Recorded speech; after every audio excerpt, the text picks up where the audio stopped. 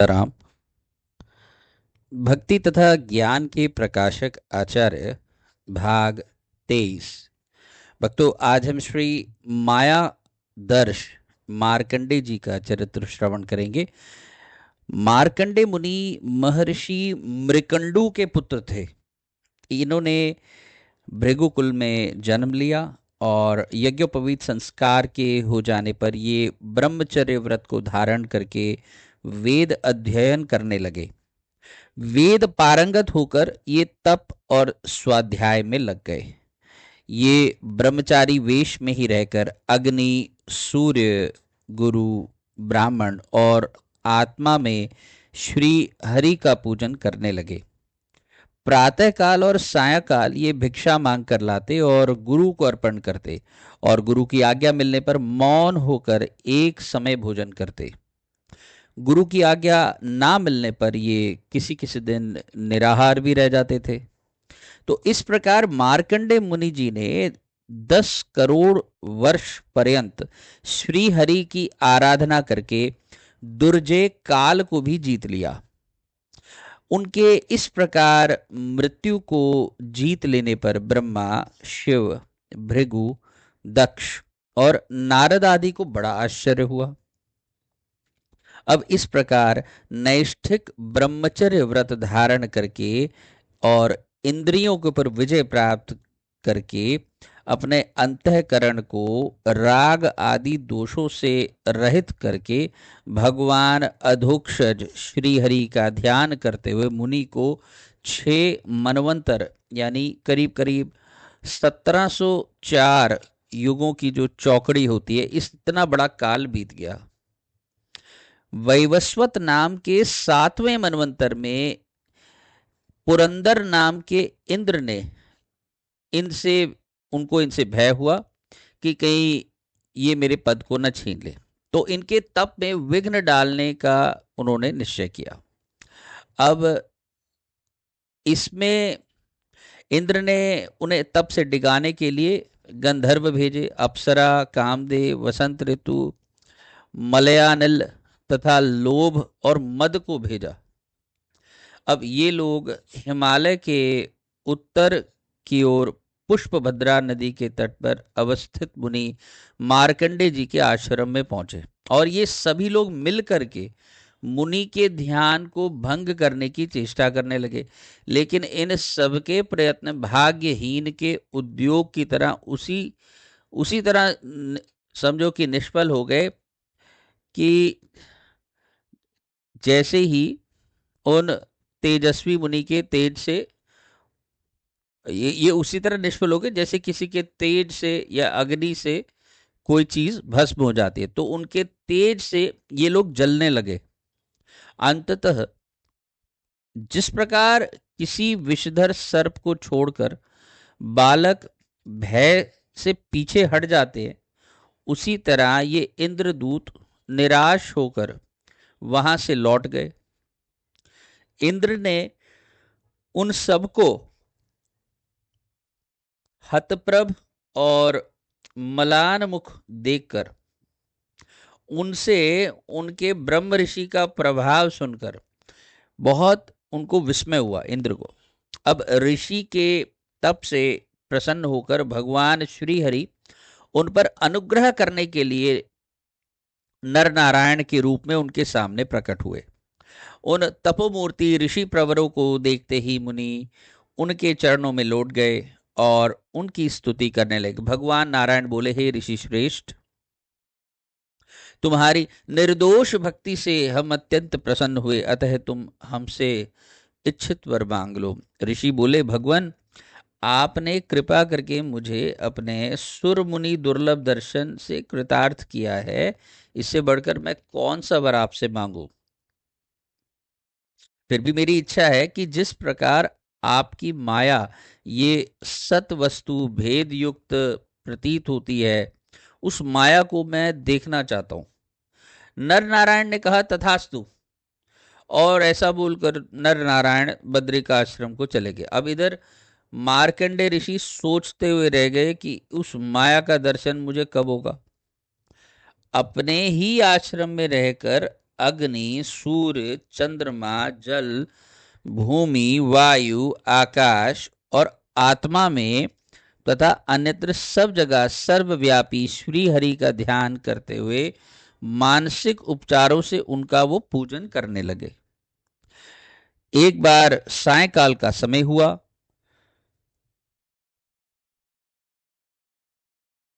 तो मुनि नदी के तट पर संध्या कर रहे थे।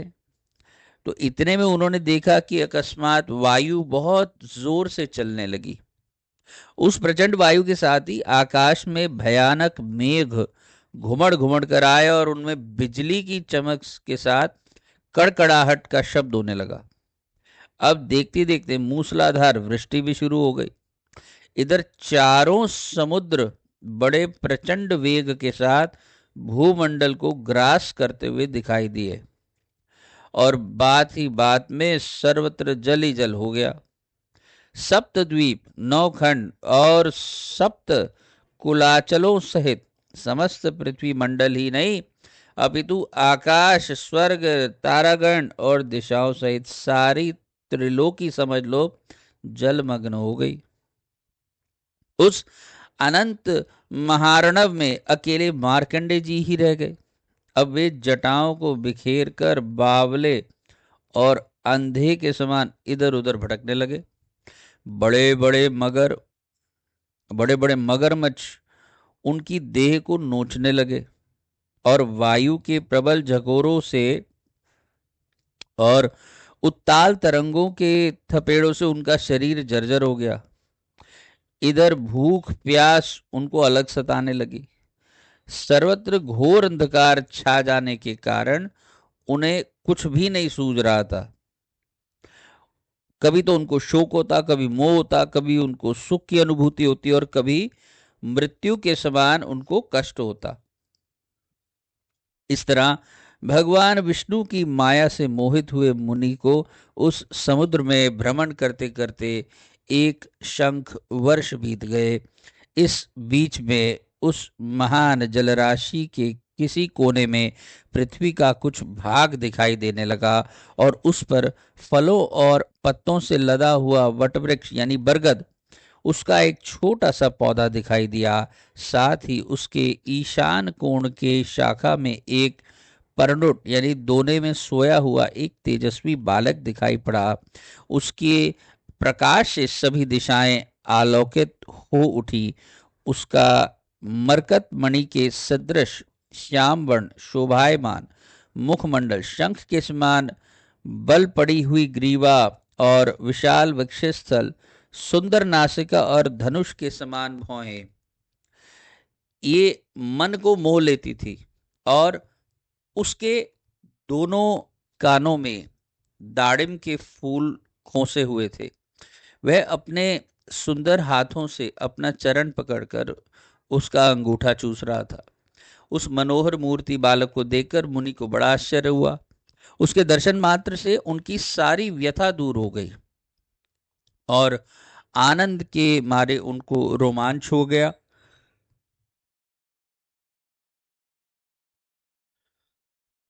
वो खिसक कर उस बालक के समीप चले गए। जो ही वे उसके समीप गए उन्हें ऐसा प्रतीत हुआ मानो उस बालक के श्वास के साथ वो उसके उदर के भीतर मच्छर की तरह खींचे चले जा रहे हैं। और थोड़ी देर में उन्होंने अपने को उस बालक के उदर में पाया। वहां उन्होंने सारे जगत को उसी रूप में पाया जिस रूप में उन्होंने प्रलय के पूर्व उसे बाहर देखा था। ये सब दृश्य देखकर उन्हें परम विस्मय हुआ। कुछ क्षणों के अनंतर वे उसी बालक के श्वास के द्वारा प्रेरित होकर बाहर निकल आए और पुनः उसी प्रलय समुद्र में जा पड़े। बाहर निकलकर उन्होंने उस बालक को उसी उसी के समीप जाकर उसका आलिंगन करना ही चाहते थे कि वो योगाधिपति बाल वेशधारी भगवान एकाएक अंतर्धान हो गए। उनके अंतर्धान होते ही वह वटवृक्ष भी, वह प्रलय समुद्र सारा का सारा क्षण भर में विलीन हो गया और मुनि अपने आश्रम में पूर्ववत स्थित हो गए। अब उन्होंने मनी मन भगवान नारायण की माया को प्रणाम किया और हृदय से उन मायेश्वर की वे शरण हो गए। इस तरह उनको माया का दर्शन हुआ, इसलिए इनका नाम पड़ा मायादर्श मार्कंडेय मुनि।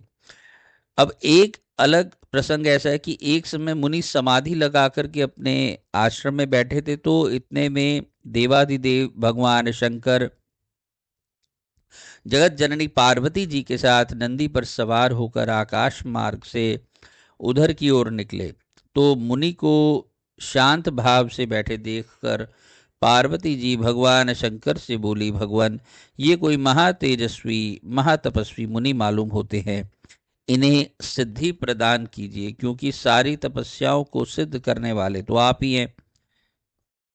शंकर जी बोले, हे पार्वती, ये मार्कंडे मुनि भगवान पुरुषोत्तम के बड़े भक्त हैं, अतएव ये तप के द्वारा कोई सिद्धि चाहते ही नहीं। अधिक क्या कहूं, इन्हें मोक्ष की भी परवाह नहीं है, फिर सांसारिक सुखों की तो बात ही क्या। इसलिए हे पार्वती, हम चलकर थोड़ी देर में इनसे वार्तालाप करें, क्योंकि साधु समागम से बढ़कर संसार में कोई लाभ नहीं है। ये कहकर जगन नियंता भगवान शंकर मुनि के समीप गए, किंतु मुनि की वृत्तियां ब्रह्म में लीन होकर मुनि की जो वृत्तियां थी वे ब्रह्म में लीन होने के कारण उनका बाह्य ज्ञान लुप्त हो गया था। इसलिए उन्हें जगदम्बा और शिव के आने का पता ही नहीं चला। अब ये देखकर भगवान शंकर अपनी योग माया के प्रभाव से मुनि के हृदय गुहा में प्रविष्ट हो गए।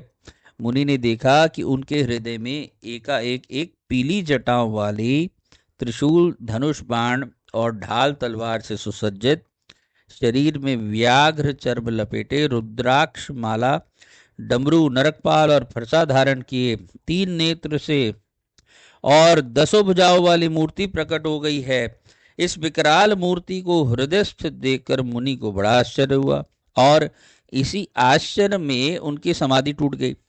मुनि ने आंख खोल करके देखा तो सामने ही भगवान रुद्र पार्वती सहित अपने गणों के साथ लिए खड़े हैं।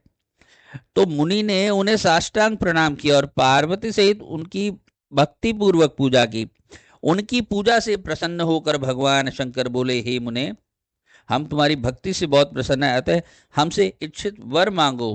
ब्रह्मा, विष्णु और मैं तीनों ही वर देने में श्रेष्ठ हैं। तुम्हारी तरह जो लोग हम तीनों की समान भाव से भक्ति करते हैं तथा जो शांत, निसंग, निर्वैर, प्राणी मात्र के प्रति दया करने वाले और सर्वत्र समदृष्टि रखने वाले हैं, उनकी इंद्रादि लोकपाल ही नहीं अपितु हम तीनों भी वंदना और सेवा पूजन करते हैं, क्योंकि आप लोग हम तीनों में, अपने में तथा जगत के अन्य प्राणियों में अणुमात्र भी भेद नहीं देखते। अतएव हम लोग आप जैसे ब्राह्मणों का भजन किया करते हैं। तीर्थ और देवता तो चिरकाल पर्यंत सेवा करने पर फल देते हैं, किंतु आप जैसे साधु पुरुष तो दर्शन मात्र से ही कृतार्थ कर देते हैं।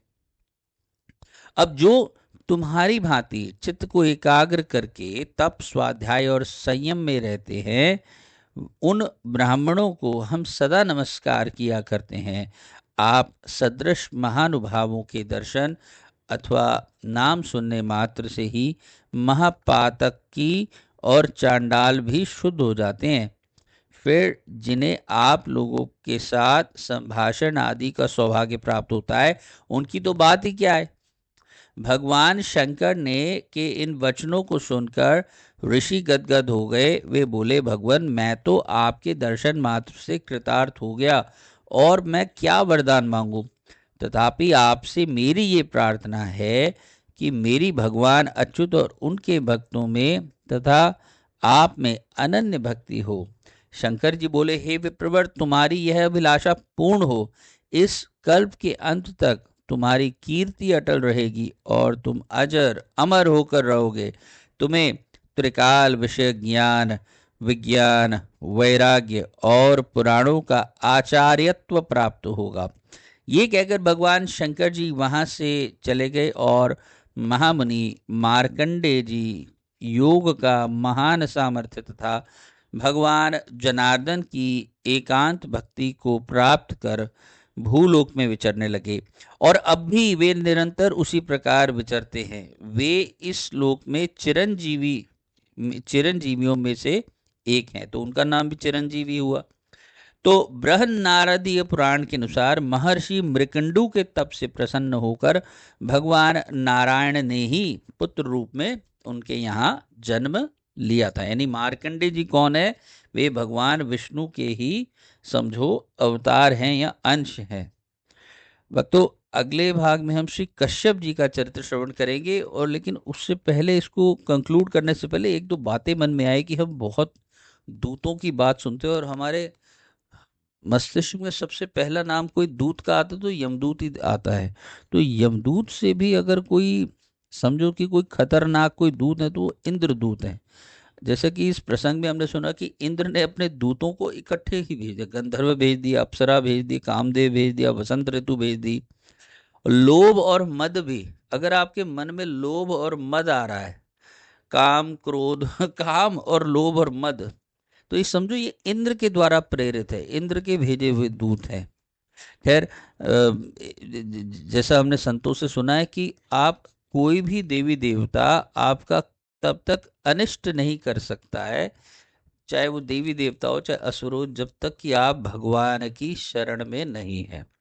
और जैसे ही आप किसी अन्य की शरण पकड़ लेते हैं, अन्य की शरण का अर्थ यही हुआ कि आप दूसरे देवी देवताओं की शरण पकड़ना। मेरे ख्याल से ये अन्य की शरण तो है, एक बात है, लेकिन अन्य की शरण की क्या होती कि दूसरी इच्छाओं के वशीभूत हो जाना। क्योंकि पहले आप उनके वशीभूत होते हैं हम लोग, तभी तो किसी को पुकारते कि ये इच्छा पूरी हो जाए, वो इच्छा पूरी हो जाए। तो मेरे ख्याल से हमें अपनी इच्छाओं के वशीभूत होने से बचना चाहिए। अपनी इच्छाओं को मिनिमम से मिनिमम रखें। और ये एक एक बात मेरी समझ में आई। दूसरी दूसरी ये बात समझ में आई कि कैसे शंकर जी ये कह रहे हैं कि भाई कि हम तो आप आप जैसे ब्राह्मणों को, आप जैसे तपस्वियों को, ऋषियों का दर्शन करके हम लोग भी आपका भजन करते हैं। आप सोचिए कि शंकर जी स्वयं महादेव है और वे भी कह रहे कि हम आप जैसे ब्राह्मणों का, आप जैसे ऋषियों का, संतों का हम भजन करते हैं।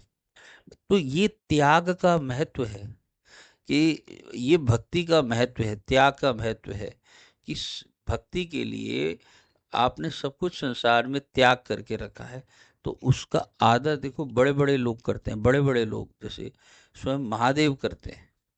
ठीक है, तो ये एक दो बातें बहुत अच्छी लगी।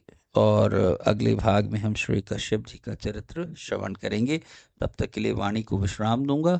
जय जय श्री सीताराम, जय जय श्री सीताराम।